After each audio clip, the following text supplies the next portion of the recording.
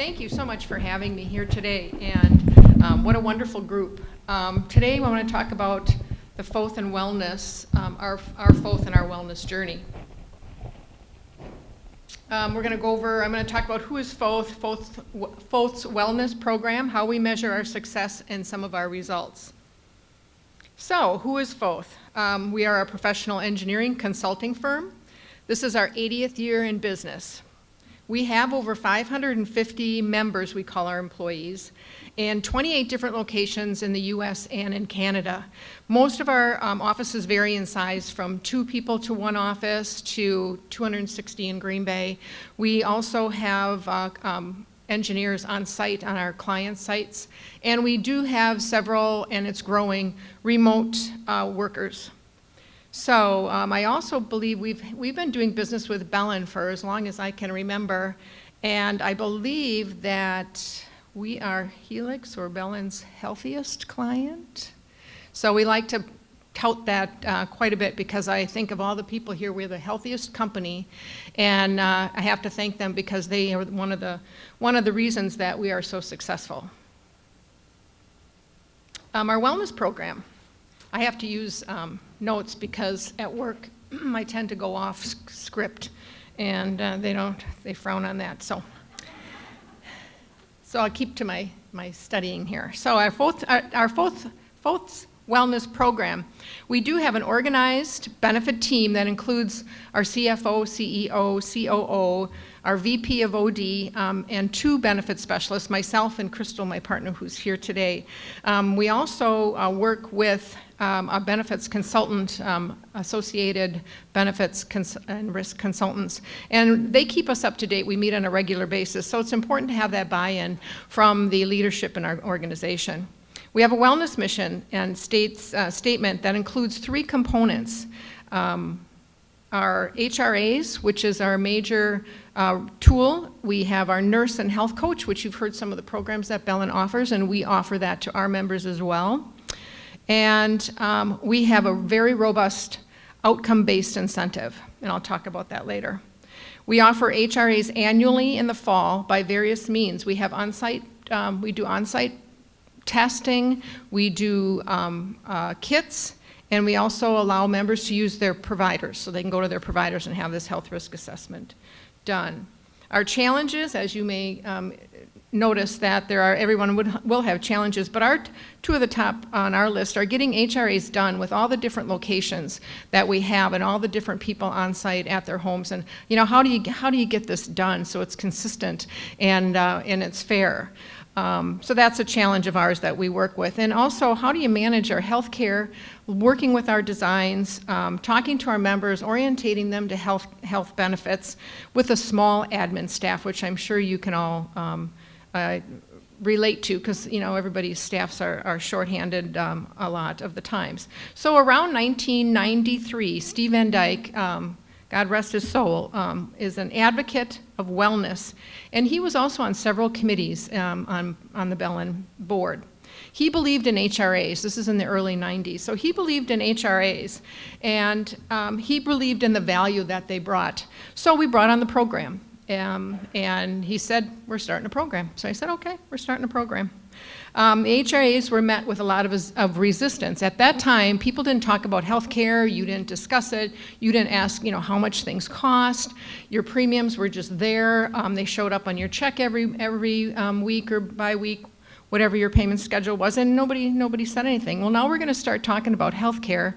We're going to talk about what it costs, which is something that doctors and physicians don't really like to do.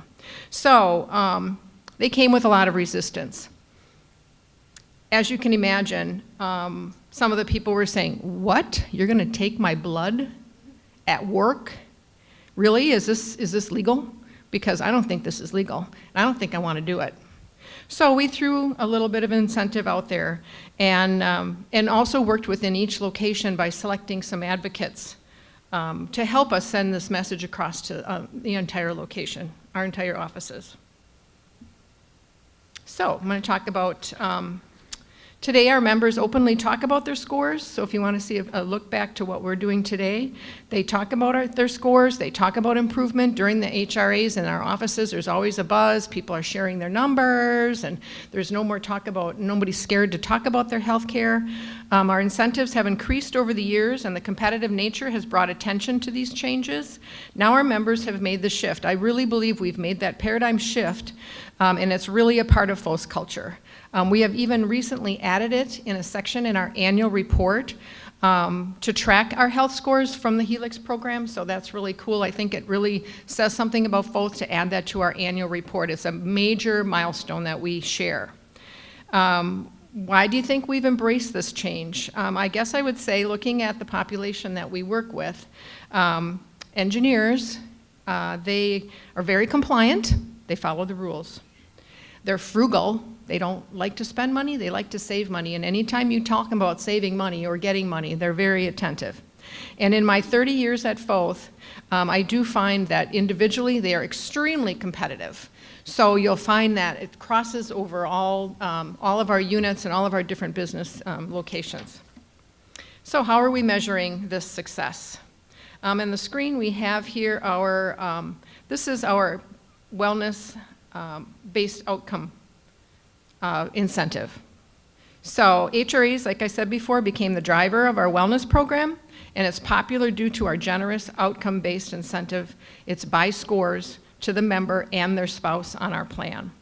So we call this our carrot, and it brings on, it takes a lot, it's a lot of attention. People want to know what their scores are. They don't want to, they go back for rechecks on their blood pressure. We give them a little time to take a look at things to make sure that they're accountable and acceptable of these numbers that they're looking at, because money depends on it. So the money is deposited into their HSA bank account. And we also add a stick, which is an addition to their premium if they don't take it. If they're on our plan and they don't have to take it, it's not mandatory, it's optional. And if they do not want to take it, and they are on our plan, they will pay an additional fee, a premium fee. So we don't have a lot of people not taking it. And even people that aren't on our plan are eligible to take it, and they do that as well.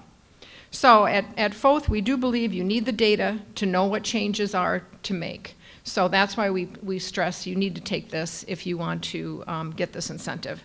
Another measure that we have is that the success by knowing that all alerts, they call them alerts in the program now, I think that's a new term that I just saw, but it's an alert, and that those instances are addressed immediately. And this is where we have to inform someone, or I don't inform them, but Belen informs someone of the potential life-threatening illness that they may not know of before they took the HRA. And that was one of the first, I guess the first comments and statements that FOS really looked at to say this is really important stuff, because we're telling people that they have something they didn't know before, and they'll make a change and be able to correct that. This is what Michael calls the walking dead. So this is our incentive program right here in front of you. Our results. Take a look at our scores. I have just our cohorts, which are people that have been through a health risk assessment since at least the year 2000. That's how long the data goes back. So we have this comparison, and I'm told that for every point that we improve, it has a 1.8% potential behavior claims reduction, or savings. I guess that's potential claims, because we never know what that is. In 2018, we deposited $400,000 into our members' HSAs. This averaged about $650 per employee. With these results, we make decisions, and we make design plan decisions as well. So the hardest change we made this year was to increase our deductibles in 2019. The last major change like this was in 2007, and we feel that this is a correct and exact correlation to our HRAs. In 2018, we're looking at adding the A1C test as required for HRAs. This is a better score, a better way to indicator of prediabetes versus just the glucose. So we've added that at no cost to the member. We've just kicked off our UMR Real Appeal program. It's a weight loss program, and that is going to start in 2000. Well, it's already started, but 2019 we're going to be doing a lot more communicating, and people can sign up. Weight is one of our top 3 indicators on our health risk assessments of improvements needed. In 2019, we're adding the calcium screening. Bellin offers it for $50-some or whatever, and now we're going to actually add it to our preventive care paid for by the company, and this was as a result of our cholesterol scores. So knowing this information and getting this information together to make certain decisions, that's based on our population. We do not always measure our success by just looking at claims. I know it would be easy to stand here and say, oh, our claims are going down, and even our scores are going down a little bit with our aged group, but we don't measure it just because our claims are increasing. But these increases, I should say, our claims are increasing, but they're not due to behavioral issues. It's due to cancer, mental health. We've got accidents, car accidents, things like this. And we're also in a growth mode. So as an organization, we're growing, adding people through acquisitions and new hires all the time. So the numbers you see, might have started with maybe we had 300 members. Now we have 600 members, and we're going on to 900 members. So as that goes up, the scores are still being consistent. And speaking with Michael a little bit before, we're looking at our scores, they're still high. They're very, very high. And knowing that even as we age, they're going down a little bit, but not much. And I think this is the true reason that you need to do health risk assessments, is that after time, this and our points continue to improve or are stable, are what we're really looking for. We're looking for people to be healthy after FOTH. This is your life for the end, the rest of your life. And as you leave your employer, having this knowledge and this culture that you continually take care of yourself is the true winning in this situation. So my favorite saying is, health is true wealth. Obviously, if you're healthy, you don't need any health care. So you can be wealthy. Thank you so much for your time. I'll be available for questions later, and I hope that this was helpful and you might have come up with a few ideas of your own. Thank you.